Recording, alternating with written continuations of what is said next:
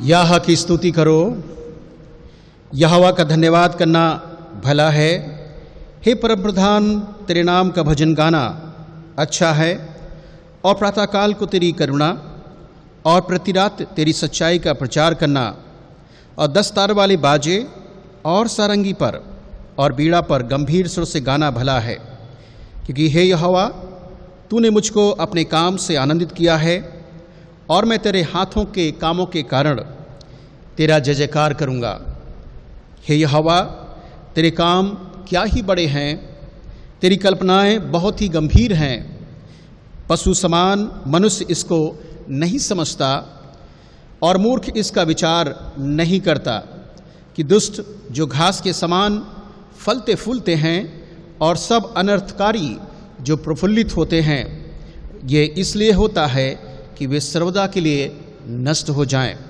परंतु हे यहोवा, तू सदा विराजमान रहेगा। धर्मी लोग खजूर के समान फूले फलेंगे, और लबानोन के देवदार के समान वे बढ़ते रहेंगे। वे यहोवा के भवन में रोपे जाकर हमारे परमेश्वर के आंगनों में फूले फलेंगे। याह की स्तुति करो।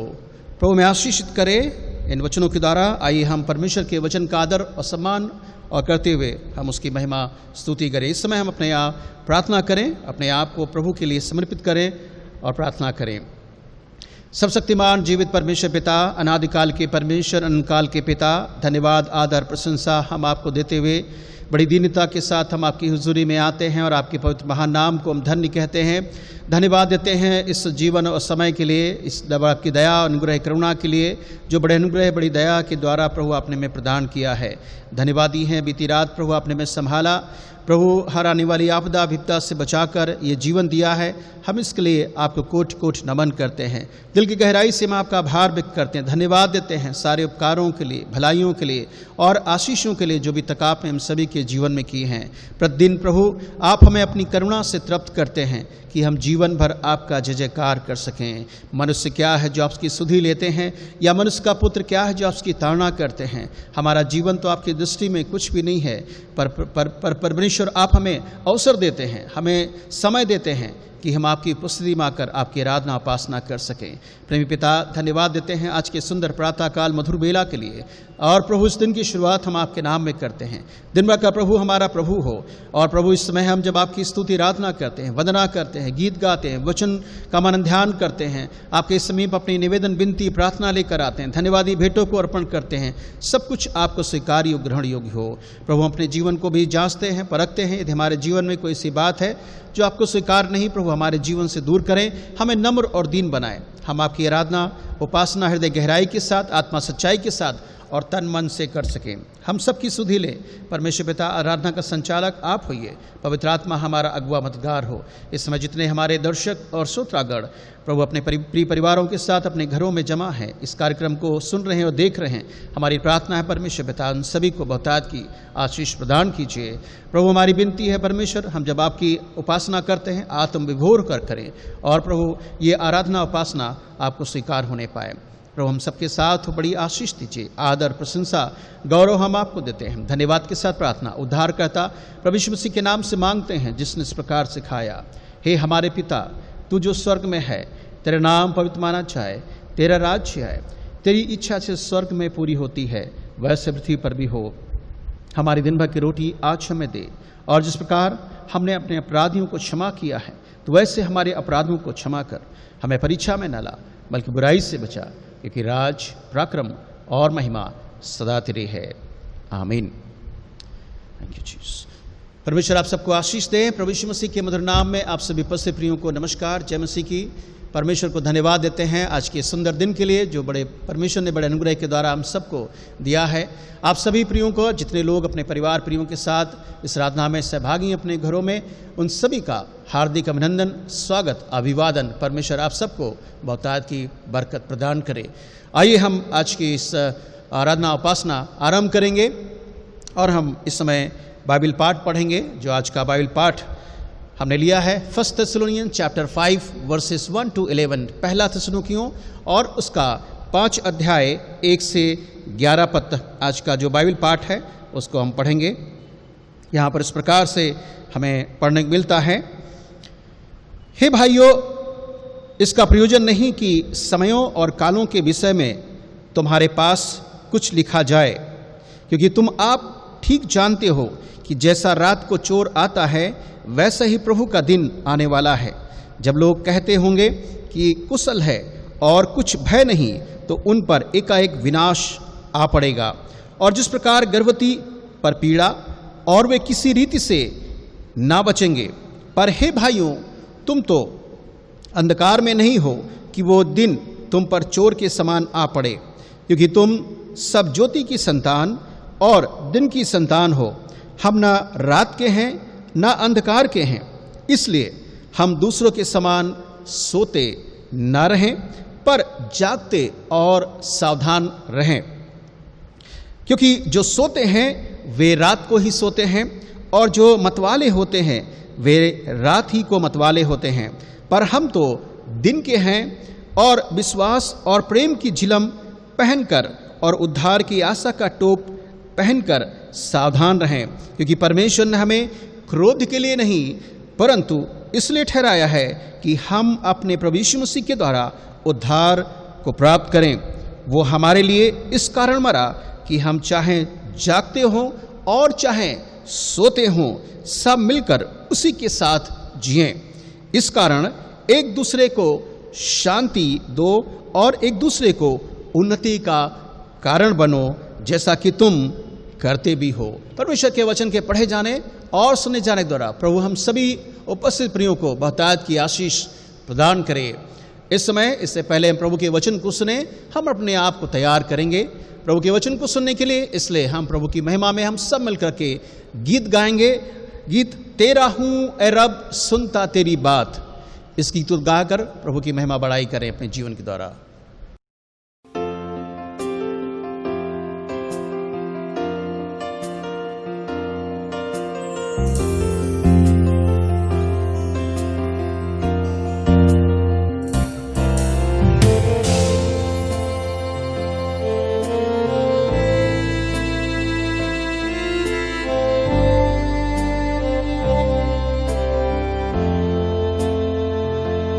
तेरा हूँ ऐरा, सुनता तेरे बात, जो बताती तेरा प्यार।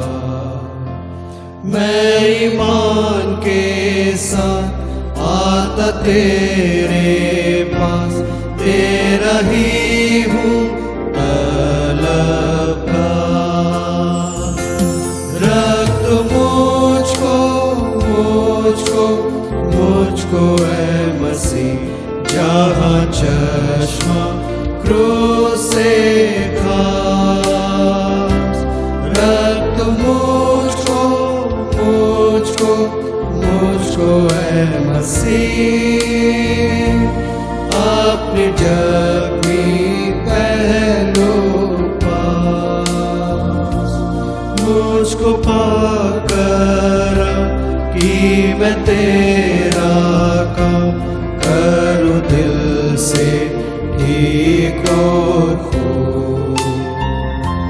तेरी मर्जी पर मुझसे पूरी हो, तेरी मर्जी हो मसलूब। रख तू मुझको है मसीह, जहाँ चश्मा क्रूस से खास। रख तू मुझको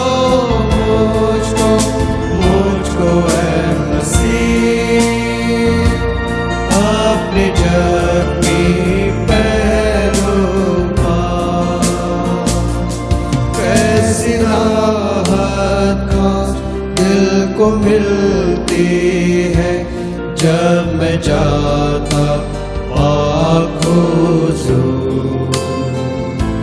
जब मैं दुआ में आता तेरे पास, तब तो करता है मजलूम। रख तो मुझको मुझको है मसीह जहाँ चश्मा क्रूसे का। रक्त मुझको है मसीह अपने जख्मी पहलू पास। तेरा मीठा प्यार और भी जानूंगा जब मैं जाऊंगा आसमान। जब मैं देखूंगा तेरे चेहरे को तब खुश होगी मेरी जान। रक्त मुझको है मसीह जहाँ चश्मा क्रूसे का। रक्त मुझको है मसीह अपने जख्मी पहलू पास। अपने जख्मी पहलू पास। अपने जख्मी पहलू पास।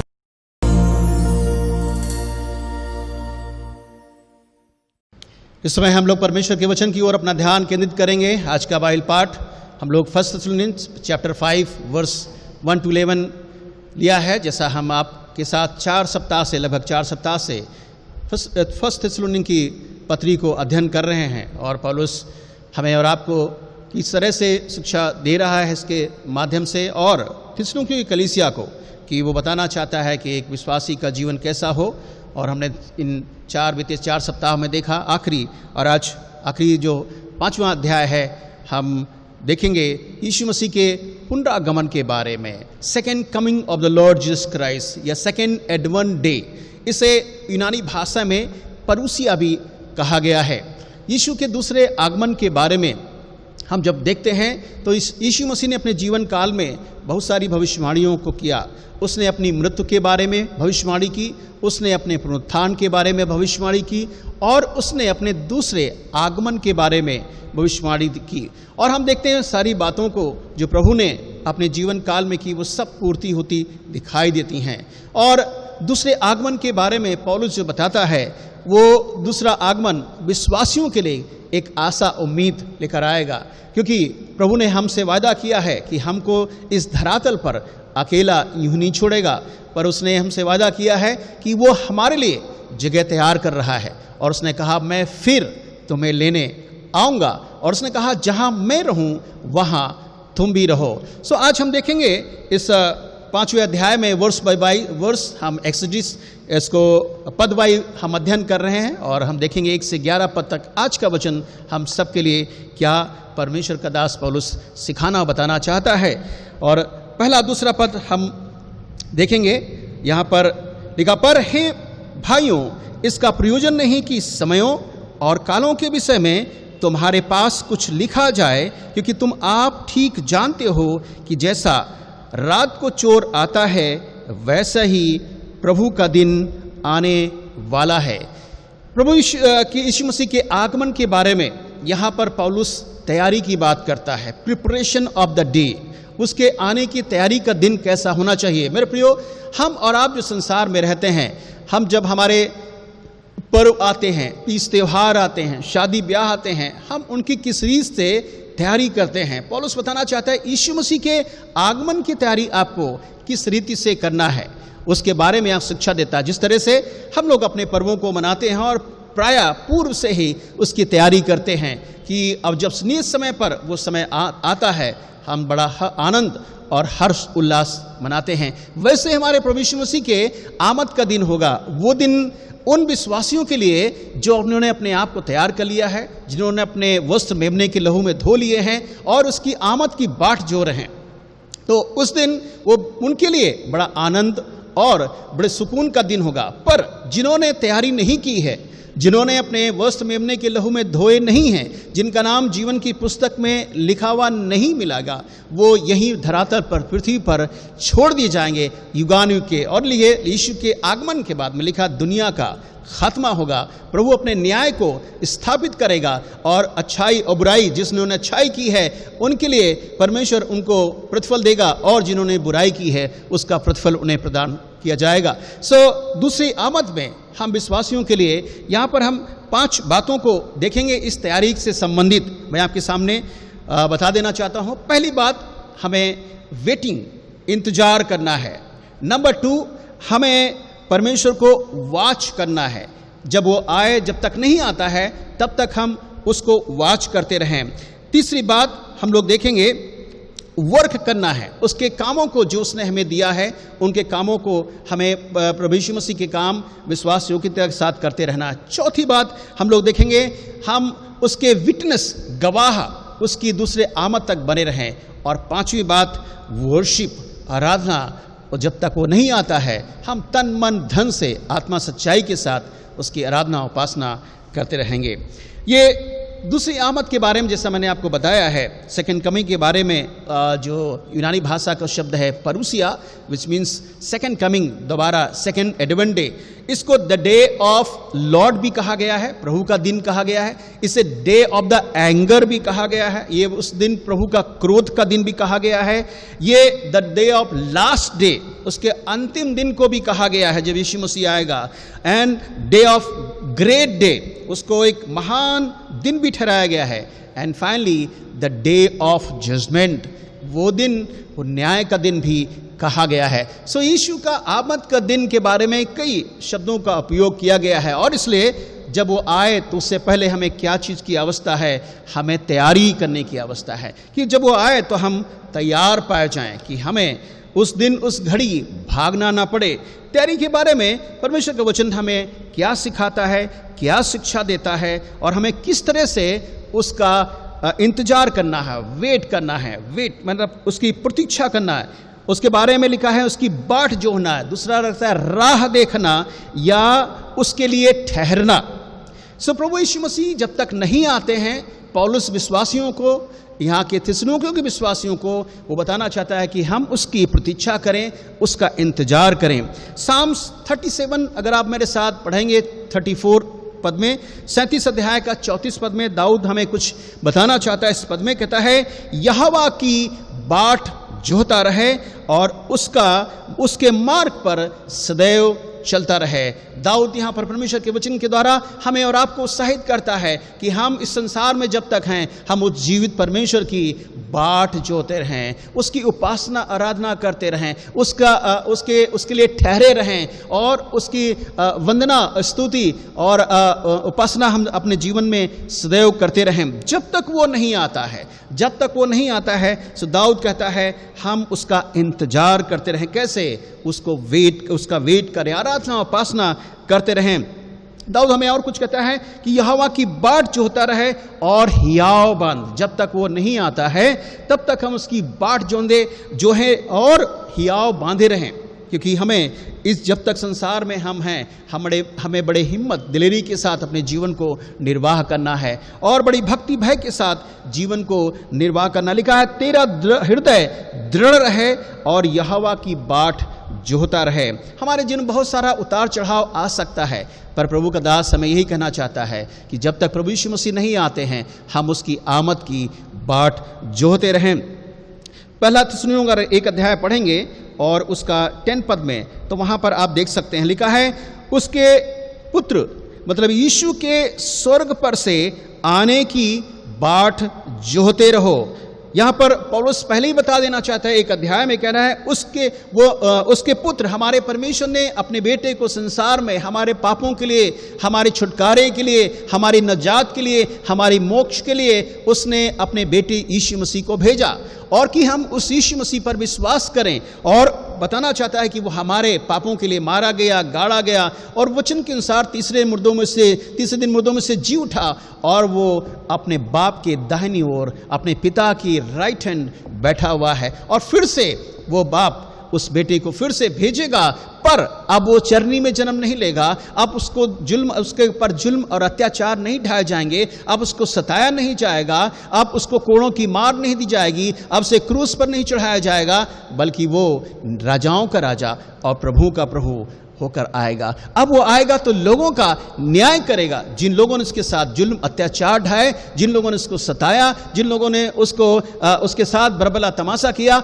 उन सब का वो न्याय करने के लिए आएगा। और इसलिए यहाँ पर पौलुस थिस्सलुनीकियों को लिखता है कि उसके पुत्र, ये पुत्र कौन है? यीशु मसीह, मीन्स यीशु मसीह के स्वर्ग से आने के बहुत ही साफ शब्दों का उपयोग किया है। वो कहाँ से आएगा? वो इधर उधर से नहीं आएगा, जंगल और पहाड़ों से नहीं आएगा, जैसा कि आज बहुत सारे झूठे भविष्यवक्ता, झूठे शिक्षक आपको और मसीहों को गुमराह कर रहे हैं कि वो आ गया है। और प्रभु यीशु मसीह ने पहले ही मत्ती ने सुसमाचार में इस बात की घोषणा की कि जब तुमसे कोई कहे कि वो जंगल में है, पहाड़ में है, कोठरी में है, यहाँ है, वहाँ है, तो उसने कहा देखो तुम उनकी प्रतीति ना करना। उसका आना जैसे पूरब से पश्चिम बिजली जाती है, वैसे ही उसका आगमन होगा। और यहाँ पर पौलुस बताना चाहता है वो आने का समय उसके बारे में बताता है कोई नहीं जानता है। हम उसके बारे में देखेंगे तो पौलुस आगे क्या कहता है, उसके आने की बाट जोहते रहो। वो कहाँ से आएगा? स्वर्ग से आएगा। और आगे कहता है कि जिसने उसने मरे हुओं में से जिलाया है, वही हमें आने वाले समय में भी उस आने वाले बड़े प्रकोप से बचाएगा। हमारे परमेश्वर ने प्रभु यीशु मसीह को मृतकों में से जिलाया है। और आगे कहना चाहता है कि वही परमेश्वर हमको, जब यीशु मसीह आएगा, जब इस धरातल पर तमाम, जब अपने न्याय को भेजेगा और ये धरती जो है आग से भस्म की जाएगी और ये सारा उनका न्याय किया जाएगा, वो बड़ा उस समय महाप्रकोप का समय होगा। तो परमेश्वर का दास पौलुस कहता है कौन हमको उस समय बचाएगा? यहाँ बहुत ही साफ अपने शब्दों को उनको अंकित करता है और विश्वासियों को इनकरेज करता है कि वही हमको आने वाले जलजलाहट से, आने वाले प्रकोप से, आने वाले दंड से, आने वाले भयानक उसके न्याय से हमको बचाएगा। और इसलिए हमें ज़रूरत है कि उसके लिए हमें तैयारी करने की अवस्था है, उसका इंतजार करने की अवस्था है।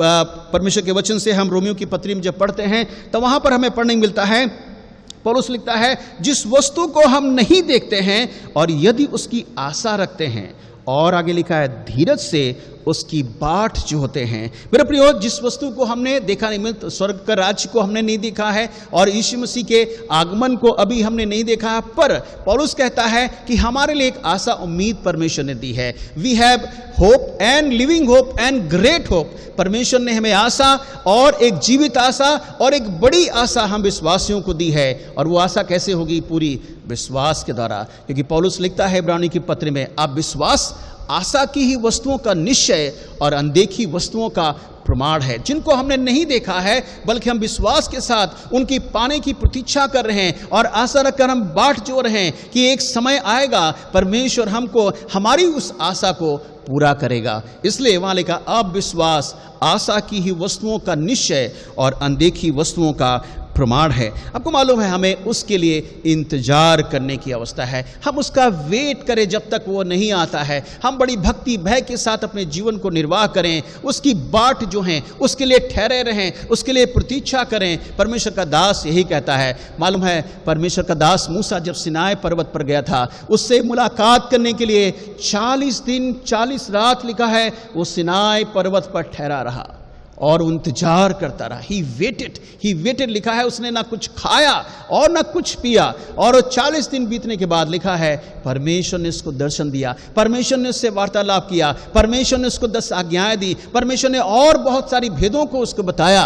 तो how we can meet with the Lord Jesus Christ? We need to wait for him. हम कैसे उससे मुलाकात कर सकते हैं? हमें जरूरत है कि हम उसकी प्रतीक्षा करें, उसके लिए हम अपने समर्पण के साथ उसका इंतजार करें, उसके लिए ठहरे रहें और अपने जीवन को उस दिन तक खरा बनाए रखें। सो हमने पहली बात यहां पर देखा जो पौलुस हमें पहले दूसरे पद में बता रहा है कि कहता है प्रियो, हमें उस दिन के बारे में, समयों के बारे में तुम्हें लिखने की आवश्यकता नहीं है, पर उसका आना कैसे होगा? वो कहता है जिस तरह से रात को चोर आता है। चोर जब चोरी करता है वो किसी को वो संदेश नहीं भेजता है कि मैं आज तुम्हारे घर में डाका डालने आ रहा हूं और इसलिए तुम तैयार रहना। ऐसा कभी चोर संदेश नहीं भेजता है, पर वो अचानक आता है। हमारा प्रभु यीशु मसीह के बारे में हम देखते हैं कि वो अपने वचन में सब बातों को वो कह चुका है। उसके समय के बारे में जो घोषणा नहीं की, पर चिन्हों को उसने ठहराया है, निशानात को उसने ठहराया है। और हमें उन निशानात को जो इन दिनों वर्तमान में सारे पूर्ण हो रहे हैं, उनको हमें ध्यान से देखना है। इसलिए पौलुस कहता है कि इसका मतलब नहीं कि मैं तुमको समय और कालों के बारे में तुम्हें कुछ लिखा जाए। तुम ऑलरेडी सब कुछ देख रहे हो। जो बातें वर्तमान में हो रही हैं वह सब पूर्ति होती दिखाई हो रही हैं। इसलिए हमें तैयारी की अवस्था है। सो हमने पहली बात देखी। अब दूसरी बात हम लोग देखेंगे 3 पद से 7 पद में लिखा है, जब लोग कहने लगे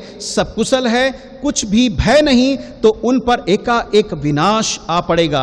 और जिस प्रकार गर्भवती पर पीड़ा और वे किसी रीत से ना बचेंगे। पर हे भाइयों, तुम तो अंधकार में नहीं हो कि वो दिन तुम पर चोर के समान आ पड़े, क्योंकि तुम सब ज्योति की संतान हो और दिन की संतान हो। हम ना रात के हैं और ना अंधकार के हैं, इसलिए हम दूसरों के समान सोते ना रहें, पर जागते रहें और सावधान रहें। क्योंकि लिखा है, जो सोते हैं वे रात को ही सोते हैं, और जो मतवाले होते हैं वे रात को ही मतवाले होते हैं। दूसरी बात यहाँ पर पौलुस बताना चाहता है, यीशु मसीह के आगमन से पूर्व हमें दूसरा काम क्या करने की आवश्यकता है? वॉच, या दूसरे कह सकते हैं वॉचिंग हिम। हम उसके चौकसी करें, निगरानी करें, या पहरेदारी करें, या हम जागते रहें। क्योंकि यहाँ पर पौलुस बताना चाहता है, कहना चाहता है, इसलिए हम औरों की ना सोएं, पर जो लोग सोते हैं वो रात को ही सोते हैं, मतवाले होते हैं वे रात को ही मतवाले होते हैं। और इसलिए हमें क्या करना है? उसकी प्रतीक्षा करना है। वो कहता है जब लोग कहेंगे सब कुछ ठीक है, सब कुछ अच्छा है, हमारे मन मुताबिक है और सब कुछ कुशल मंगल है, वहां लिखा है उस समय कहेंगे कुछ भय नहीं, डर की जरूरत नहीं, पर लिखा उसी समय अचानक एकाएक ऑल ऑफ सडन लिखा है विनाश आ पड़ेगा। सो मेरे प्रियो, उसके आगमन से पूर्व हमें चौकसी करना है, संपूर्ण से निगरानी करना है, हमें अपनी पहरेदारी करना है कि हम उस यीशु के आगमन तक हम अपने आप को तैयार रखें। क्योंकि परमेश्वर का वचन हमें नीति वचन की पुस्तक में लिखता है 8 अध्याय और उसका 34 पद में, book of Proverbs chapter 8 verse 34 में लिखा है, क्या ही धन्य है वह मनुष्य जो मेरी सुनता है और प्रतिदिन मेरी ड्योढ़ी पर खड़ा रहता है। ध्यान दीजिए, लिखा है मुबारक वे हैं लोग जो परमेश्वर की बातों को सुनते हैं, परमेश्वर के वचन को सुनते हैं, परमेश्वर की भविष्यवाणी को मानते हैं और उसको अमल करते हैं, और अपने आप को तैयारी रखते हैं, अपनी चौकसी करते हैं, अपने आप की पहरेदारी, अपने जुबान की पहरेदारी और अपने जीवन की पहरेदारी कर रहे हैं। वे लोग मुबारक होंगे, क्योंकि उनके लिए अवसर होगा उसके साथ, परमेश्वर के साथ जाने का। और इसलिए आगे लिखा है, इसलिए प्रतिदिन, एक दिन की बात नहीं, हर सप्ताह नहीं, लेकिन हमारे मसीही जीवन को दैनिक जीवन में, भले आपको जिन दिनों में जब चर्च बंद हैं, हमको सप्ताह ऑनलाइन आपको मैसेज मिल रहा है, पर इसका मतलब नहीं है कि हम बीच में पूरे सप्ताह अपनी सहभागिता को विलुप्त कर दें या समाप्त कर दें। हमें दैनिक जीवन में परमेश्वर के साथ बने रहना है, अपने दिन की शुरुआत प्रार्थना के साथ, वचन के साथ करना है, और उसके साथ हमें समय को व्यतीत करना है। सो यहाँ पर परमेश्वर का दास कहता है प्रतिदिन, every day we need to stand before him. हमें प्रतिदिन परमेश्वर के सामने खड़ा रहना है, उसकी आराधना करना, उपासना करना है। और आगे क्या कहता है, और मेरे द्वारों के खम्भों के पास दृष्टि लगा रहा है, परमेश्वर की ओर निहारना है, परमेश्वर की आंखें ओर अपनी आंखों को लगाए रखना है कि जब तक वो नहीं आता है कि प्रभु का इंतजार हम करते रहें, हम उसकी प्रतीक्षा करते रहें, हम अपने आप की चौकसी करते रहें। बाइबल में यशायाह की पुस्तक में जो देखते हैं वहाँ हमें भविष्यवाणी एक पढ़ने मिलती है, यशायाह 52 अध्याय में और उसका 8 पद में, वहाँ लिखा है, सुन तेरे पहरुए पुकार रहे हैं कि वो एक साथ जय जयकार, वे एक साथ जय जयकार कर रहे हैं और वे साक्षात उसे देख रहे हैं कि यहोवा सिय्योन को लौट रहा है। यशायाह ने इस बात की भविष्यवाणी बहुत पहले कह दी है और उसको बताना चाह रहा है इस्राएलियों को, परमेश्वर के लोगों को, उन चुने हुए लोगों को कि हमारा प्रभु शीघ्र लौटने वाला है और इसलिए हमें ज़रूरत है उसकी तैयारी करने के लिए। इसलिए हमें ज़रूरत है अपने आप को चौकसी करने के लिए कि जब वो आए तो हम तैयार पाए जाएं। ऐसा ना हो कि हम यहीं धरती पर छूट जाएं और उस विनाश के भागीदार हों, उस दंड के भागीदार हों, उस न्याय के भागीदार हों। इसलिए परमेश्वर का दास यहाँ बताना चाहता है हमें निरंतर चौकसी करना है, हमें उसके लिए ठहरे रहना है, वाच करना है। मेरे प्रियो, बाइबल में मत्ती सुसमाचार में जब पढ़ते हैं, अगर आप 24 अध्याय में पढ़ेंगे तो वहाँ पर बहुत सारे निशानात, बहुत सारी बातें प्रभु यीशु मसीह ने कही हैं, अपने लोगों को चिताया है और कहता है इसलिए जागते रहो क्योंकि तुम नहीं जानते हो कि तुम्हारा प्रभु किस दिन आए। जागने का मतलब नहीं कि हम रात में नींद ना ले, ऐसा मत नहीं है। हमें जागने का मतलब आत्मिक तौर से, स्पिरिचुअली हम आत्मिक तौर से अलाइव रखें। हमारा दैनिक जीवन में हमारा प्रार्थना का जीवन, सहभागिता का जीवन, संगति का जीवन उसके साथ बना रहे और हम प्रभु में बने रहें और प्रभु हम में बना रहे। क्योंकि आलसपन, लापरवाही, सुस्तीपन हमको परमेश्वर की उपस्थिति से दूर ले जाती है। शैतान हमको अपने जाल में ट्रैप करता है और इसलिए हम जागृत रहें, प्रभु में जागृत रहें, प्रभु में बने रहें। क्योंकि बाइबल कहते तुम प्रभु में बने रहो और प्रभु तुम में बना रहे। वहां पर हम इस बात को देखते हैं कि परमेश्वर का दास मत्ती जब लिखता है इस पुस्तक को तो कहता है जागते रहो क्योंकि तुमको नहीं मालूम है कि हमारा प्रभु किस दिन आएगा। आगे और कहता है उसके आने के समय किसी को नहीं मालूम, न लिखा ना पुत्र और ना स्वर्गदूत, सिर्फ पिता। जिसने सर्वप्रथम इस संसार में भेजा था उस वही पिता दोबारा भी उस यीशु को भेजेगा। बाइबल बताती है, जब गलतियों की पत्री हम 4 अध्याय में पढ़ते हैं, वहाँ लिखा जब समय पूरा हुआ तब परमेश्वर ने अपने इकलौते पुत्र को भेजा हमारे उद्धार, हमारे नजात, हमारे मोक्ष के लिए, हमारी मुक्ति के लिए, हमारे छुटकारे के लिए, हमारे बचाव के लिए। और वो आकर के हमको बचाकर अपने पिता के पास दोबारा गया, अपने कार्य सेवा को पूरा किया। पर वो कहता अब दोबारा फिर से वो भेजेगा। उसके बारे में समय की घोषणा नहीं बल्कि चिन्हों को हमारे लिए दिया गया है। जब हम देखें भले लड़ाई परलड़ाई और तमाम प्राकृतिक आपदाएं आएँ और भूकंप भूचाल आएँ, महामारियाँ आएँ और बहुत सारी विपदाएं आएँ, ये सब समय असमय घटनाएं घटें और युद्ध की संभावनाएं हों और बहुत सारी घटनाएं जब घटें तब जान जाना कि उसका आना निकट है। इसलिए हमें तैयार रहने की आवश्यकता है। प्रकाशित वाक्य में जब हम पढ़ते हैं तो वहाँ लिखा है जागृत रहे और उन वस्तुओं को जो बाकी रह गई हैं, जो मिटने को भी हैं, उन्हें दृढ़ कर, क्योंकि मैंने तेरे किसी काम को परमेश्वर के निकट पूरा नहीं पाया है। यूहन्ना जब सरदीस की कलीसिया के बारे में देखता है और सरदीस की कलीसिया के उनके जीवन के बारे में देखता है तो वहाँ यूहन्ना लिखता है नंबर 1 जागृत रहे, हम प्रभु में अलाइव रहें, हम प्रभु में बने रहें, हम प्रभु में मजबूत रहें। तो कहता और लिखा है जो काम, जो चीज़ें बाकी रही, यदि हमारा आत्मिक जीवन अगर प्रभु में मजबूत नहीं है, यदि हमारे काम अभी पूरे नहीं हुए हैं, वो यूहन्ना इसी बात को यहाँ पर जोर देता है कि उसके आगमन तक, उसके पुनरागमन तक, उसके दूसरे आगमन तक हम उन चीज़ों को पूरा कर लें, अपने जीवन में संपूर्ण से आत्मिक उन्नति में बढ़ते जाएं।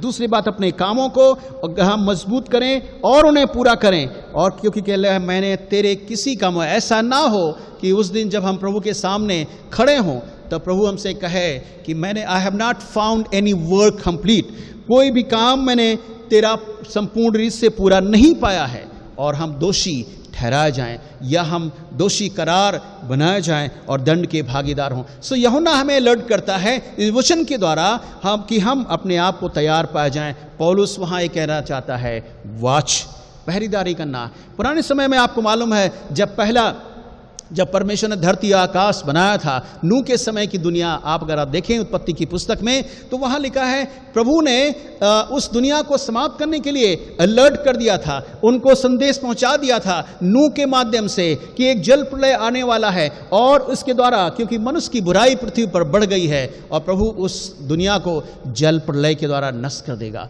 और आपको मालूम है नूह ने उस बात को अपने जीवन में गंभीरता से लिया, उसका पालन किया, उसने एक फ्लोटिंग जहाज बनाया, अपने अपने अपने परिवार के लिए जैसा परमेश्वर ने उसे निर्देश और आदेश दिया था, उसने परमेश्वर की चेतावनी को अपने जीवन में सीरियस लिया मेरे प्रियो। पर बाकी लोगों ने उसकी हंसी मजाक उड़ाई, उसको अपने जीवन में सीरियस नहीं लिया, और इसलिए बाइबल कहती है नूह और नूह का परिवार बचाएगा। उसमें 8 उसके परिवार के लोग थे बचाए गए, और जिनको जानवर जीव जंतुओं को परमेश्वर ने उनको आदेश दिया था वो भी उसके साथ बचाए गए। सो पहली चेतावनी लोगों को दिया, पर उन लोगों से सीरियस नहीं। मेरे प्रियो, परमेश्वर आज के वर्तमान के समय में भी हमें और आपको वार्निंग दे रहा है कि आने वाली दुनिया का विनाश अवश्य होगा। जो संभावनाएं हम देख रहे हैं, जो चिन्ह और देख रहे हैं, जो साइन हम देख रहे हैं, जो घटनाएं हम देख रहे हैं, आज के समय में वर्तमान में वो सब पूर्ति होती दिखा रहे हैं। सदम और गमोरा के बारे में क्या समझते हैं? उसको परमेश्वर ने यूं ही नष्ट नहीं कर दिया, उसके बारे में भी परमेश्वर ने अलर्ट किया। मैं सदोम और गमोरा को आग और गंधक से नष्ट करने जा रहा हूं, उसने बता दिया था और उनको अलर्ट किया। पर वहां पर देखते हैं लूत, अब्राहम, इनको परमेश्वर ने इनको संदेश बता दिया था, पर लोगों ने उनकी, लिखा है, उनकी बुराई बढ़ गई और उनका जीवन व्यभिचार में बढ़ गया। तमाम वे गलत काम करना आरंभ किया और परमेश्वर ने निश्चित कर लिया कि सदोम गमोरा को भी नष्ट करेगा। कैसे? आग और गंधक के बारे में। मेरे प्रियो, ये दुनिया, वर्तमान की दुनिया जो है, इसके बारे में भी बताना चाह रहा है कि ये दुनिया भी इन दिनों में वो पीड़ित और शापित हो चुकी है। पाप इतना बढ़ चुका है और इस दुनिया का खात्मा भी प्रभु करेगा, क्योंकि बाइबल हमें बताती है। आप देख सकते हैं लूका रचित समाचार में अगर आप पढ़ेंगे तो वहां लिखा है, जब तुम यरूशलेम की सेनाओं को घिरा हुआ देखो तो जान लो कि उसका उजड़ जाना निकट है। यरूशलेम के बारे में आप देख रहे हैं 70 AD में यरूशलेम को धराशायी कर दिया गया रोमी सैनिकों के द्वारा और वहां की सरकार के द्वारा। मेरे प्रियो, आज की वर्तमान की स्थिति को देखें कि वहां की जगह, वहां की जमीन और सब चीजों को कब्जा किया जा रहा है। ये भविष्यवाणियां बताती हैं, ये परमेश्वर का वचन बताना चाह रहा है कि अंत के दिनों में जब यरूशलेम को घिरा हुआ, सेनाओं से घिरा हुआ, अन्य लोगों के द्वारा घिरा हुआ देखो, तब जान जाना कि विनाश निकट है। इसलिए हमें जरूरत है परमेश्वर के वचन को मनन करने का, ध्यान करने का, उन चेतावनियों को सीरियस लेने का, क्योंकि बाइबल कहती है प्रभु का आना निकट है। पौलुस ने अलर्ट किया कि हे मेरे प्रिय भाइयों, उस दिन, उस घड़ी के बारे में हमें तैयारी होने की आवश्यकता है। हमें जरूरत है कि हम उस दिन तैयार पाए जाएं, हमारे वस्त्र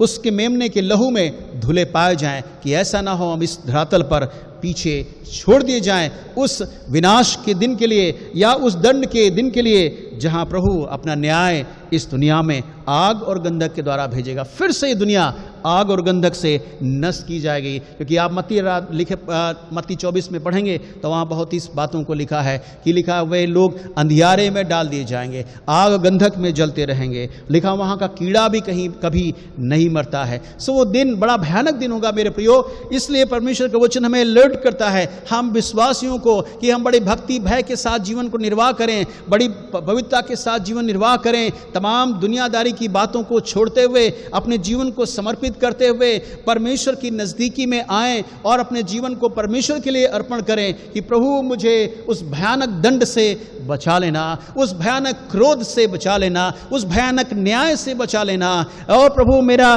जीवन तुझे ग्रहण योग्य हो। इसलिए हमें तैयारी की आवश्यकता है। हम तीसरी बात देखेंगे। हमने पहली बात देखी है यहाँ पर कि उसका हम प्रतीक्षा करें, उसके लिए ठहरे रहें। दूसरी बात हम यहाँ देखा है कि वॉच करते रहें, तैयारी करें, उसके लिए चौकसी करें और उसके लिए जागृत रहें या निगरानी करें। तीसरी बात हम लोग देखेंगे जो हमें पढ़ने को मिलता है 8 और 9 पद में। 1 थिस्सलुनीन हम खुला रखेंगे, 1 थिस्सलुनीन चैप्टर 5 वर्स 5 अध्याय का हम लोग 8 और 9 पद में देखेंगे। यहाँ पर क्या लिखा हुआ है, पर हम जो दिन के हैं विश्वास और प्रेम की झिलम पहनकर और उद्धार की आशा का टोप पहनकर सावधान रहें, क्योंकि परमेश्वर ने हमें क्रोध के लिए नहीं परंतु इसलिए ठहराया है कि हम अपने प्रभु यीशु मसीह के द्वारा उद्धार को प्राप्त करें। तीसरी बात हम लोग देखेंगे, टू वर्क फॉर हिम, उसके कामों को हम जब तक वो नहीं आता है पूरा करने की कोशिश करें।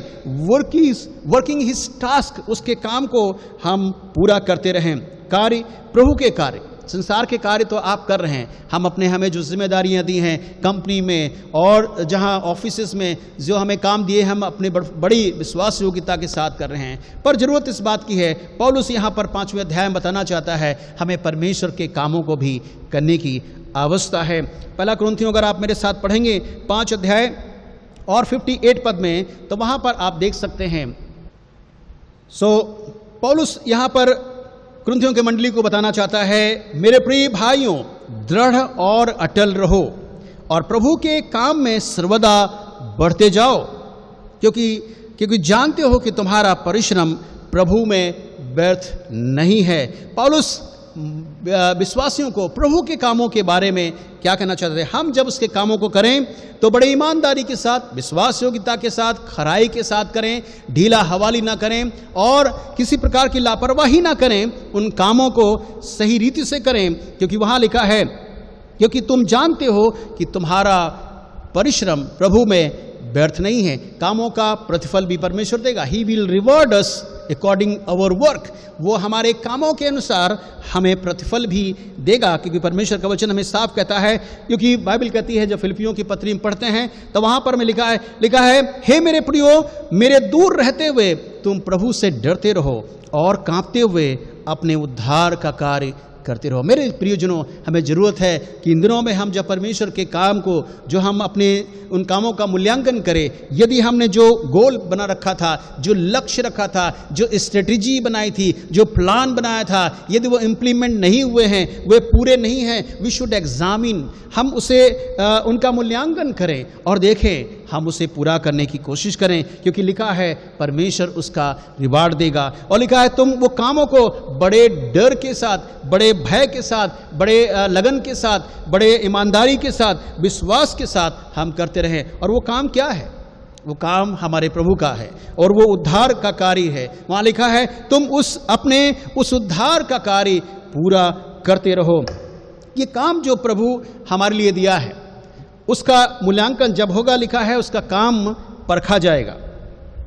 और जिसका काम बना रहेगा या ठहरा रहेगा, उसके बारे में हम देख सकते हैं। हमारे साथ प्लीज निकालें 1 कुरिन्थियंस चैप्टर 3, पहला कुरिन्थियों और उसका 3 अध्याय हम लोग 13 पद से देखेंगे। यहां पर लिखा है, ध्यान से सुने इसको। लिखा है तो हर एक का काम प्रगट हो जाएगा। हम अपने कामों को जब कर रहे हैं, लिखा है वो काम हमें बताएंगे कि हमारा काम पूरा हुआ है या अधूरा हुआ है। तो पौलुस कहता है हर एक का काम, लिखा every man work shall be made manifest. वो प्रकट किया जाएगा, वो प्रस्तुत किया जाएगा, वो दिखाया जाएगा। और आगे लिखा है क्योंकि वो दिन उसे बताएगा, और इसलिए कि आग के साथ प्रकट होगा और वो आग हर एक का काम परखेगी। ध्यान दीजिए इस बात को। हमारा काम कैसे परखा जाएगा? आग के द्वारा। लिखा है वो आग वो काम आग से परखा जाएगा। फिर 14 पद में और लिखा जिसका काम उस पर बना हुआ या टिका हुआ या स्थिर रहेगा या स्टेबल रहेगा, वो मजदूरी पाएगा। He will reward. लिखा है if any man's work abide which he had built thereupon he shall receive reward. जिसका काम रुका रहेगा, स्थिर रहेगा, टिका रहेगा, ठहरा रहेगा और बना रहेगा, स्टेबल रहेगा, he will receive reward from our Lord Jesus Christ.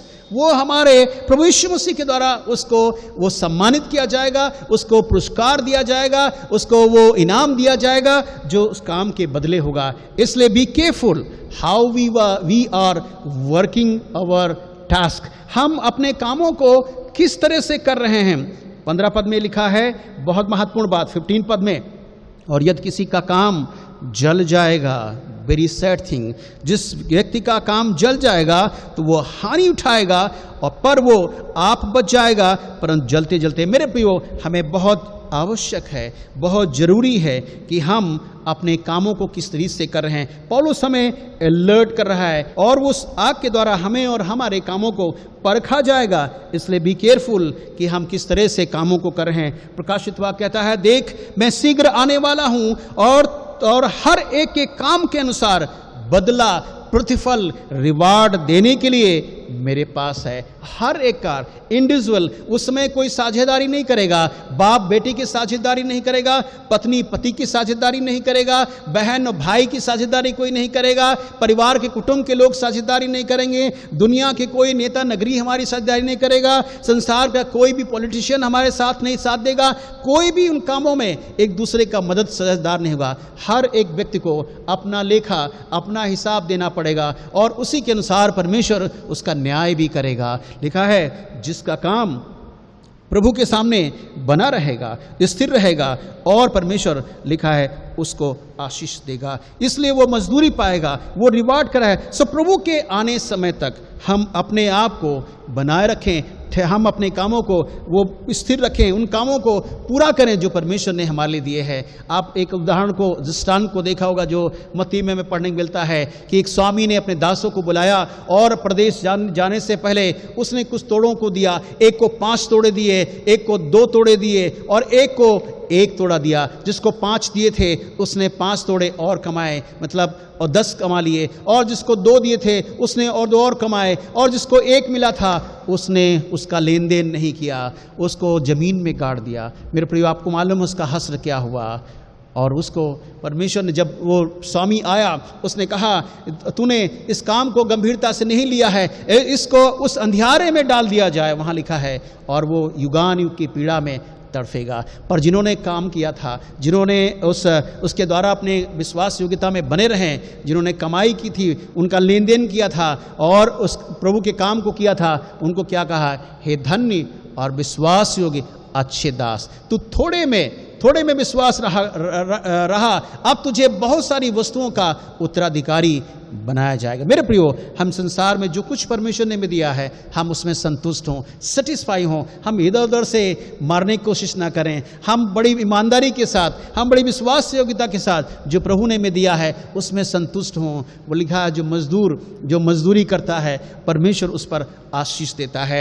इधर उधर से चीज़ों को लाने से, लिखा है इधर उधर का धन जो आता है उसमें बड़ा दुख होता है, बड़ी तकलीफ होती है, उसमें परमेश्वर की ब्लेसिंग नहीं होती, उसमें परमेश्वर का आशीर्वाद नहीं होता है। वो धन जो इधर उधर से कमाया जाता है, जो पैसा इधर उधर घूसखोरी से कमाया जाता है, उसमें बड़ी तकलीफ होती है, हमें होती, हमारी संतानों को होती, हमारे परिवार को होती। इसलिए be careful how we are earning, हम किस तरह से कमा रहे हैं, क्योंकि परमेश्वर एक दिन हमारा हिसाब लेगा। इसलिए हम जब तक प्रभु यीशु मसीह नहीं आते हैं, हम उसके कामों को विश्वास योग्यता के साथ करते रहें, उसके कामों को वफादारी के साथ करते रहें।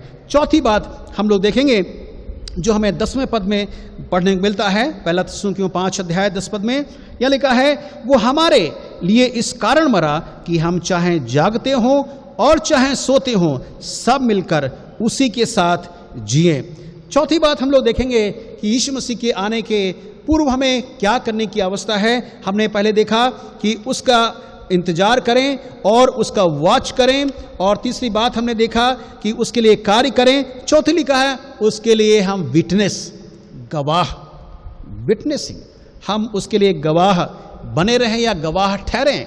जब तक वो नहीं आता है तब तक हमें परमेश्वर के लिए हम गवाह बने रहें। बाइबल में हम जब परमेश्वर के वचन को पढ़ते हैं, यीशु के मारे जाने के बारे में और पुनरुत्थान के बारे में शिष्य लोग हैं, उन्होंने गवाही दी। उन्होंने कहा, पहला अगर आप मेरे साथ प्रेरितों काम की पुस्तक पढ़ेंगे, book of Acts chapter 3 verse 15 में, तो वहाँ लिखा है पतरस जब है वो हाकिम के सामने वो खड़ा होता है तो उनके सामने क्या कहता है अपनी गवाही को।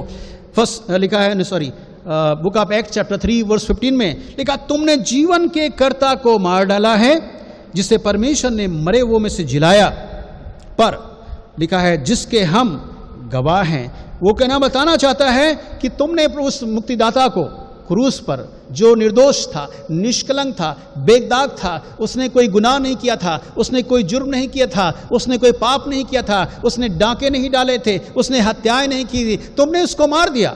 पर तुमने उस बरअब्बा को छोड़ दिया, जिसने लोगों के जीवन को बर्बाद किया था, जिसने कत्ले आम किया था, कितने घरों को बिगाड़ा था, कितने बहन बेटियों की उसने इज्जत लूटी थी और कितने घरों को उसने तबाह बर्बाद कर दिया था। लोगों ने बरअब्बा की मांग कर ली और बरअब्बा को छोड़ दिया गया। पर पतरस वही कहना चाहता है, वो जीवन के कर्ता को वो संसार में इसलिए आया, उसने कहा मैं इसलिए आया हूं कि तुम जीवन पाओ और बहुतायत का जीवन पाओ। तो पौलुस उस शब्द को यहां पर उपयोग करता है उन हाकिम के सामने कि तुमने उस जीवन के कर्ता को मार दिया जिसके हाथ में जीवन और मृत्यु दोनों है। तुमने उसको तो उसका खात्मा कर दिया, पर तुमने उस डाकू को जो चोरी की, जुल्म अत्याचार ढाया, तुमने उसको बचा लिया। सो यहां पर हम बात देखते हैं, वो कहता है पर तुमने इसको मार तो जरूर दिया। वी आर विटनेस, हम उसके गवाह हैं, हम उसके एक साक्ष्य हैं, हम उसके प्रमाण हैं। हमने उसकी मौत को भी देखा है, हमने उसके पुनरुत्थान को भी देखा है, हमने उसके चमत्कारों को देखा है, हमने उसके मौजूदों को देखा है, हमने उसके बड़े कामों को भी देखा है। कहता है we are witness for Christ, हम उसके गवाह हैं कि वो हमारी आंखों के सामने। और आगे कहता है उसकी जो घटना जो घटी किसी कोने में नहीं घटी है, कहीं छुपा कर नहीं, उस गुलगुता पहाड़ी पर वहाँ के तमाम उस नगर के बासिंदों ने, हाकिमों ने और वहाँ के लोगों ने, सोल्जर्स लोगों ने उस घटना को देखा जो यीशु को क्रूस पर लटकाया गया। वो निर्दोष था, निष्कलंक था, लिखा उसको सब लोगों ने देखा। कहता उसके हम गवाह हैं। मेरे प्रियो, हमें और आपको भी, हमने अगर उसकी शिक्षा को पा लिया है, उसके वचन को हमने सुना है, हम जब तक वो नहीं आता है विश्वास योग्यता के साथ उसकी गवाह बने रहें।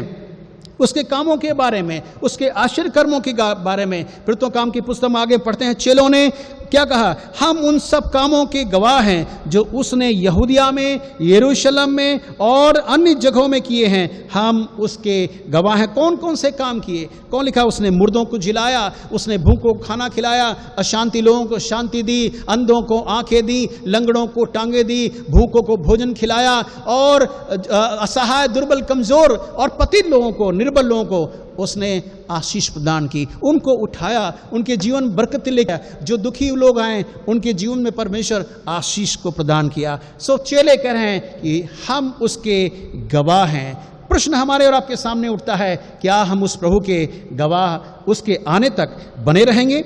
उसकी हम गवाही को देते रहेंगे? क्योंकि बाइबल कहती है जब गवाही कब निकलेगी? जब परमेश्वर की सामर्थ हमारे जीवन में आती है। क्योंकि लेखक कहता है जब पवित्र आत्मा की सामर्थ तुम में आएगी तो तुम यहूदिया में, सामरिया में और यरूशलेम में और तमाम अन्य जगहों में मेरे गवाह ठहरोगे। मेरे प्रियो, आज हम देख रहे हैं कि जो लोग प्रभु में आ जाते हैं, जो प्रभु को अपना जीवन समर्पित कर देते हैं, वो उसके लिए खरे ठहरते हैं, उसके लिए गवाह बने रहते हैं। वो अपनी गवाही के द्वारा दूसरों के जीवन में परिवर्तन लेकर आते हैं। अभी बीते दिनों में अगर आप देखेंगे यूट्यूब में, एक आतंकवादी था जिसने प्रभु के वचन को सुना, उसका जीवन परिवर्तित हो गया और अब वो दूसरों के लिए गवाह बन गया। अब वो सुसमाचार को सुना था, वो ISI का एक बहुत बड़ा कहना चाहिए आतंकी था, पर उसने जब सच्चाई को जाना, जब उसने प्रभु के वचन को जाना, उसने अपने आप को प्रभु के लिए दे दिया और उस तमाम गलत बातों को छोड़ दिया और वो प्रभु का एक सच्चा अनुयायी बन जाता है। आज वो तमाम जगहों पर जाकर परमेश्वर के वचन को प्रचार करता है। मेरे प्रियो, परमेश्वर चाहता है कि हम उसके लिए खड़े रहें, हम उसके एक सच्चे गवाह बने। यशायाह की पुस्तक में जब पढ़ते हैं, लिखा है यहोवा की वाणी है, तुम मेरे साक्षी हो, तुम मेरे गवाह हो। जब विश्वासियों को, जब इस्राएलियों को यशायाह उस जंगल में लेकर खड़ा होता है और उनकी अगुवाई करता है और उनको बताना चाहता है कि परमेश्वर कहना चाहता है यू आर माई विटनेस। कैसे?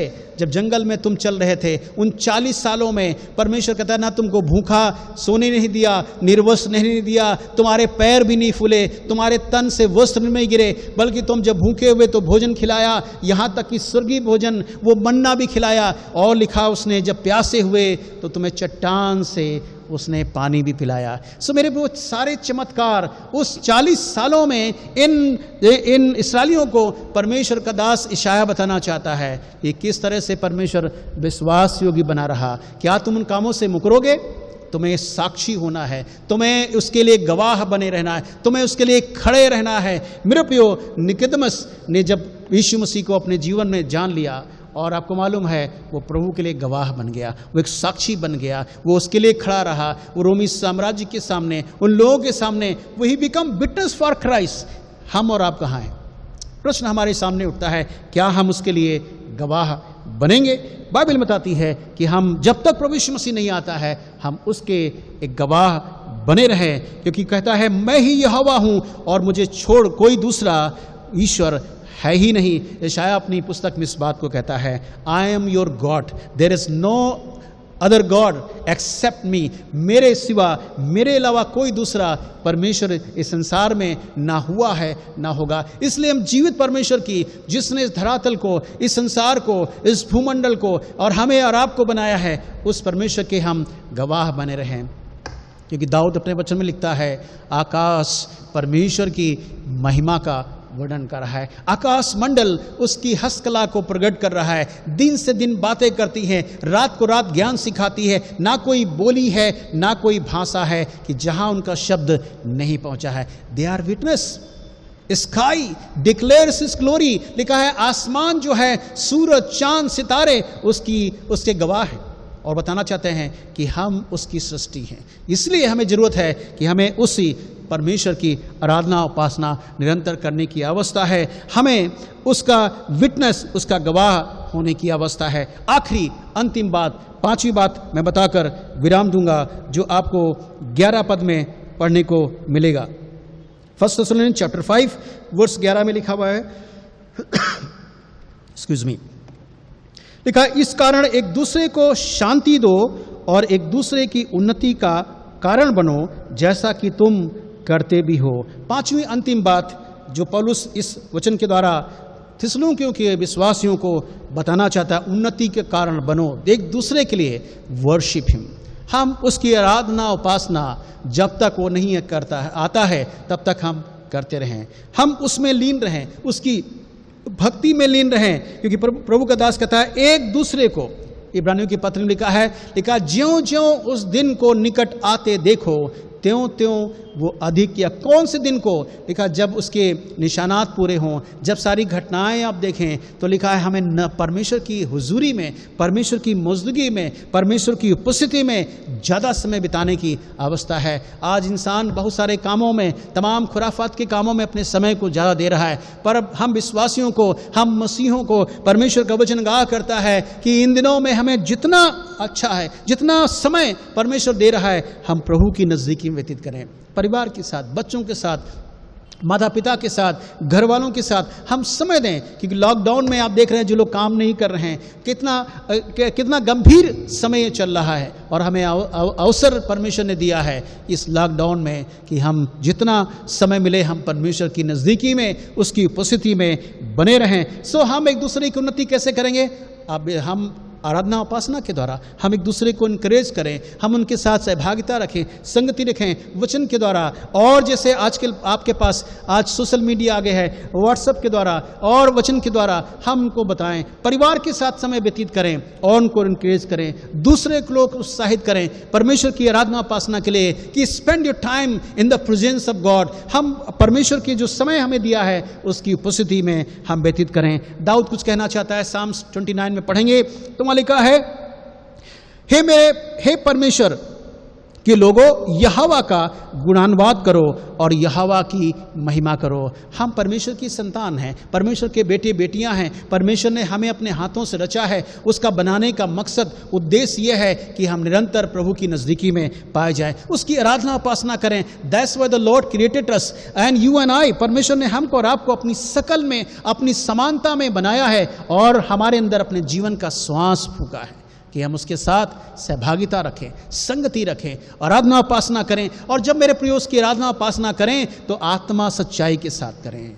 हम उसकी आराधना उपासना को मजाक ना बनाएं। सम टाइम वी प्ले, हम लोग ऐसा कई बार उसकी आराधना उपासना के साथ खिलवाड़ करते हैं। प्रभु का वचन कहता है, nowadays we become serious for his worship. हम उसकी आराधना उपासना के लिए गंभीर बने, हम समय को व्यतीत करें, क्योंकि यहाँ पर एक कमांड है, आदेश देता है कि हे मेरे परमेश्वर के लोगों, परमेश्वर का गुणानुवाद करो, आराधना करो।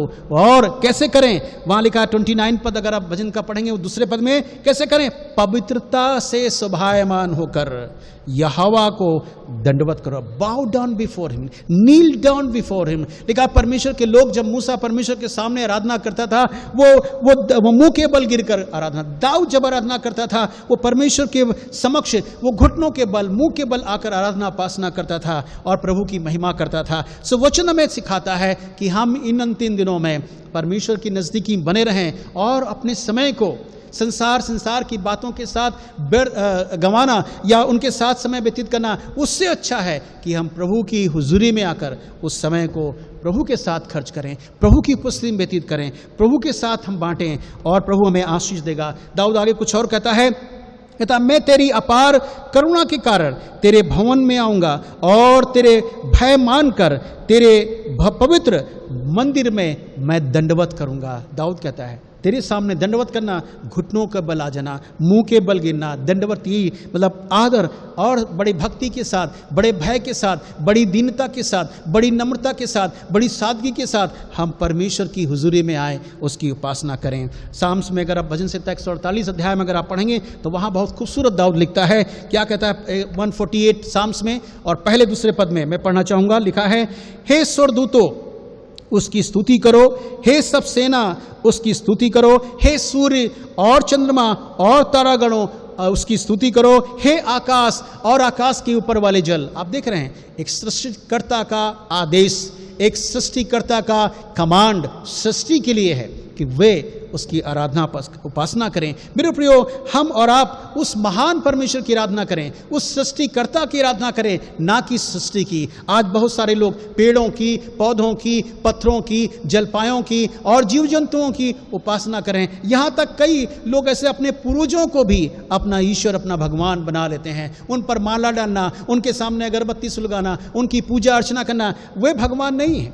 हमारा ईश्वर जिसने इस जल थल को, इस पूरे ब्रह्मांड को रचा है, वो हमारा ईश्वर है। और इसलिए कहता है उस जीवित परमेश्वर की जो जिंदा है, जो हमारी प्रार्थनाओं को सुनता है, हमारी विनती को सुनता है, हमारी समस्याओं का निदान और समाधान करता है, हमारी जरूरतों को जानकर भली वस्तुओं से पूरा करता है, उनके लिए दाऊद कहता है उस जीवित परमेश्वर की आराधना करें, जो कभी सोता नहीं, जो कभी ऊँगता नहीं है, मगर युगानुयुग वो जागता रहता है। सो यहाँ एक कमांड दी गई है हम विश्वासियों को कि उसकी आमद से पूर्व हम उसके लिए हम विश्वासियों के पाए जाएं, उसकी आराधना उपासना आत्मा सच्चाई के साथ करते रहें। बाइबल बताती है हम सृष्टि की आराधना नहीं करना है, क्योंकि आज बहुत सारे लोगों ने उस सृष्टि को बना दिया है ईश्वर और ईश्वर का रूप दे दिया है और सृष्टिकर्ता को भूल गए। इसलिए परमेश्वर क्रोध उनके ऊपर, लिखा स्वर्ग से भड़कता है जो उस धार्मिकता को असत्य से दबाए रहते हैं। इसलिए बी केयरफुल, हम किसकी आराधना कर रहे हैं, किसकी उपासना कर रहे हैं। हमें परमेश्वर के वचन से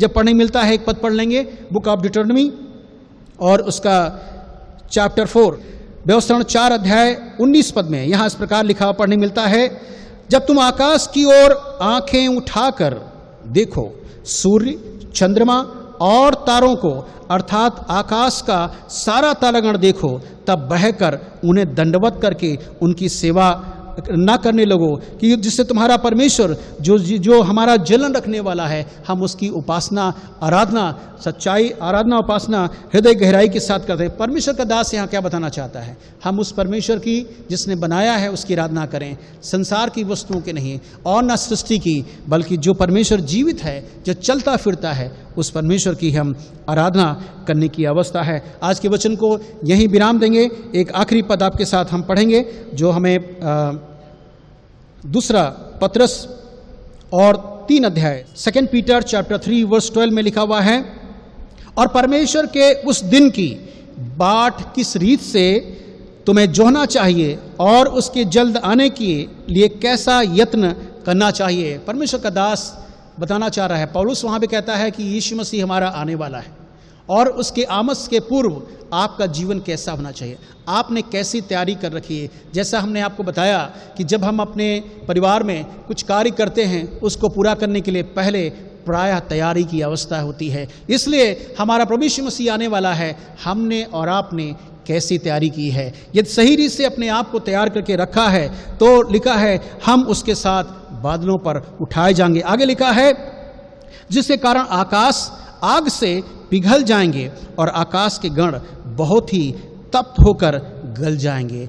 He will send his judgment, वो अपने न्याय को भेजेगा। जब वो हमको लेकर अपने राज्य में जाएगा तब ये दुनिया, ये यहाँ का जो सृष्टि है लिखा है आग से वो गल जाएगी, नष्ट हो जाएगी, वो न्याय भेजेगा। इसलिए मेरे प्रियो, हमें आवश्यक है कि उस परमेश्वर को जिसने हमें और आपको बनाया है वो हमसे अपेक्षा करता है कि जब तक वो नहीं आता है आत्मा सच्चाई के साथ तन मन और धन से हम उसकी आराधना उपासना करते रहें। 5 बातों को देखा हमने पहला थिस्सलुनीकियों 5 अध्याय में। पहली बात, उसके आमद से पहले हम उसके लिए ठहरे रहें, वेट करें। दूसरी बात, हम उसका इंतजार करते रहें। तीसरी बात, उसके कामों को हम करते रहें। चौथी बात, हम उसके विटनेस और गवाह रहें। आखिरी अंतिम बात, हम उसकी आराधना उपासना वंदना स्तुति हृदय गहराई आत्मा सच्चाई तन मन के साथ करते रहें। परमेश्वर हम सबको वचन के द्वारा आशीष दे। God bless you, thank you so much. इस समय हम लोग प्रभु की महिमा एक गीत के द्वारा करेंगे। आइए हम सब मिलकर के गीत गाएं और अपनी भेंटों को प्रभु के लिए हम अर्पण करेंगे। गीत हमारे साथ, मुक्ति दिलाए यीशु नाम, शांति दिलाए यीशु नाम।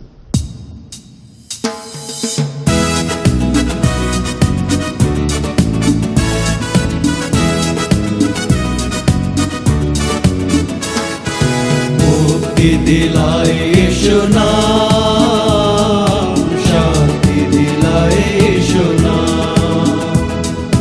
मुक्ति दिलाए यीशु नाम, शांति दिलाए यीशु नाम।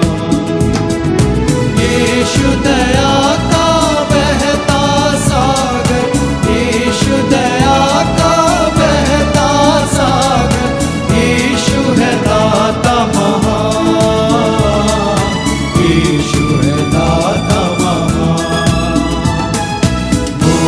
दिलाए यीशु नाम, शांति दिलाए यीशु नाम।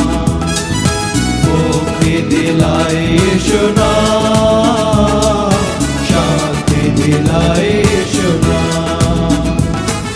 चरनी में तूने जन्म लिया यीशु, चरनी में तूने जन्म लिया यीशु। सूली पर किया विश्राम, सूली पर किया विश्राम। मुक्ति दिलाए यीशु नाम, शांति दिलाए यीशु नाम। मुक्ति दिलाए यीशु नाम, शांति दिलाए यीशु नाम। हम पर भी यीशु कृपा करना, हम पर भी यीशु कृपा करना। हम है पापी नादान,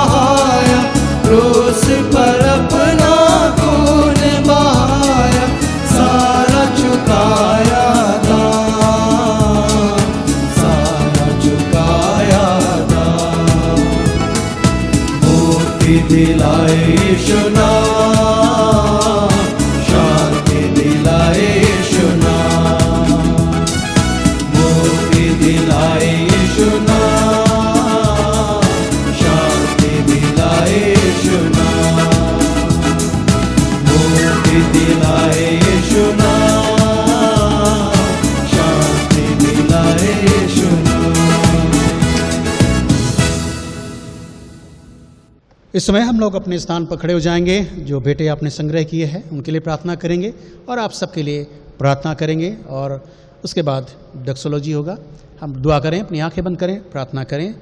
हमसे प्यार करने वाले परमेश्वर, धन्यवाद, आदर, प्रशंसा हम आपको देते हुए धन्यवाद प्रभु आपका करते हैं सारे उपकारों के लिए, भलाइयों के लिए, आशीषों के लिए और अद्भुत कामों के लिए जो भी तक आपने हम सभी के जीवन में किए हैं।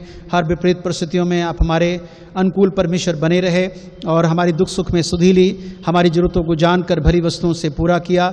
आपने हमें छोड़ा नहीं, त्यागा नहीं। आपका स्नेह प्रेम हम सबके जीवन पर बना रहा। इस महामारी में भी प्रभु आप हमारे प्रभु साथ रहे। हम इसके लिए भी आपको धन्यवाद देते हैं और आपका आभार व्यक्त करते हैं। आज की प्रार्थना में जो आपके लोगों ने, आपके प्रियों ने अपनी कमाइयों से आपके लिए भेंटें प्रभु अर्पण की हैं, आपके लिए हम विनती करते हैं प्रभु आप इन भेंटों को स्वीकार करें। जब खर्च हो प्रभु आपकी सेवा है तो खर्च किया जाए। देने वालों को बहुतायत की आशीष प्रदान कीजिए। आने वाले समय में प्रभु हम सब आपकी महिमा का कारण बने। इस समय हम प्रभु प्रार्थना करते हैं, हम अपने सारे श्रोतागणों के लिए, दर्शकों के लिए जो इस समय सहभागिता में सहभागी हुए हैं, हर एक को नाम नाम आशीष प्रदान कीजिए। यदि प्रभु यदि कोई दुखी है, चिंतित है, कष्ट में है, पीड़ा में है, समस्या में है, निराशा में है, बेघर है, बेरोजगार है और तमाम समस्याओं का सामना कर रहे हैं, प्रभु आप अंतर्यामी परमेश्वर हैं। आप उनकी हर एक समस्या का निदान समाधान करें। अपनी सामर्थ्य के द्वारा प्रभु उनके जीवन में अद्भुत कार्य करें। उनकी हर निराशा आशा में परिवर्तित हो। सभी को अच्छा स्वास्थ्य दें, भला चंगा रखें, दुख बीमारी से बचाएं। विशेषकर इस वैश्विक महामारी से प्रभु हर एक को सुरक्षित रखें, अपने क्रूस के घेरे में रखें प्रभु और अपनी ओट में छिपा लीजिए उनको। परमेश्वर पिता हमारी प्रार्थना है, परमेश्वर पिता अपना धर्म दाहिने हाथ से उनकी अगुवाई और रहनुमाई करना, उनकी भौतिक आत्मिक अवस्थाओं की पूर्ति करना। हमारे सभी विश्वासियों के साथ होइए और प्रभु उन पर अपना अनुग्रह और अपनी दया करुणा बनाए रखना। जो लोग बीमार हैं, एक लंबे समय से बीमारी के बिस्तर पर हैं, उनके लिए भी प्रार्थना करते हैं प्रभु उन्हें अच्छा स्वास्थ्य दीजिए। उनकी हर पीड़ा को, हर कष्ट को, हर तकलीफ को प्रभु, हर लाइलाज बीमारी को प्रभु आपके सामर्थ्य नाम में दूर होने पाए, वह स्वस्थ होकर आपके गवाह बने। प्रभु हमारी प्रार्थना है इस समय अपनी एग्जीक्यूटिव कमेटी, एडवाइजरी कमेटी उनके भी साथ हो, बड़ी बरकत उन्हें प्रदान करें। हमारे देश, हमारे राज्य, हमारे शहर पर भी आपका अनुग्रह हो प्रभु। हमारे सभी देशवासियों के साथ हो, उन पर भी आपका अनुग्रह बना रहे। इस वैश्विक महामारी से आप उन्हें भी निजात दिलाएं, सभी को सुरक्षा प्रदान करें। हम अपने सोल्जर्स, जो जवानों के लिए जो हमारे देश के बॉर्डर पर तैनात हैं प्रभु, उनको भी सुरक्षा करें और उनके परिवार की सुरक्षा करें प्रभु। हमारी विनती परमेश्वर, जिससे हमारे देश की देखभाली और अच्छी तरह से कर सकें, जिससे हम देश में अपने जीवन को सही रीत से निर्वाह कर सकें। हमारी प्रार्थना है परमेश्वर पिता हम सबके साथ हो। आज की आराधना उपासना आपको स्वीकार योग्य और ग्रहण योग्य हो। विनती करते हैं परमेश्वर आने वाले समय में जो भी आपने हमारे लिए योजना रखी है, व्यक्तिगत तौर से, पारिवारिक तौर से, आप उससे पूरा करें। अब जब तक आप नहीं आते हैं हमें और भक्ति भय में बढ़ाएं। धन्यवादी हैं परमेश्वर आज के जीवित वचन के लिए जो हमने सुना पढ़ा है कि आपका आगमन निकट है, आप शीघ्र आने वाले हैं। आपने कहा देख मैं शीघ्र आने वाला हूँ। धन्य है जो अपनी चौकसी करता है, धन्य है जो जागृत रहता है, धन्य है जो तैयार रहता है, क्योंकि वो आपके साथ जाएगा प्रभु। और जो तैयारी नहीं किया है वो यहीं धरातल पर छोड़ दिए जाएंगे। इसलिए प्रभु जब तक आप नहीं आते हैं हमारा जीवन संपूर्ण इससे तैयार पाया जाए। हमारी विनती हर एक को आशीष दीजिए। आदर, प्रशंसा, गौरव हम आपको देते हैं। धन्यवाद के साथ प्रार्थना उद्धारकर्ता प्रभु यीशु मसीह के मधुर मीठे नाम में, आमीन। डॉक्टर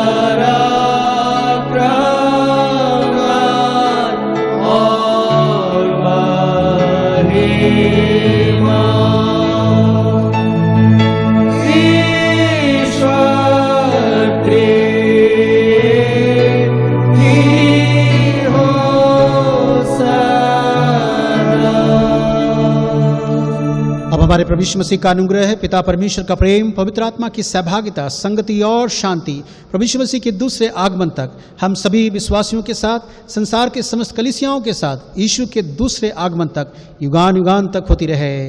आमीन।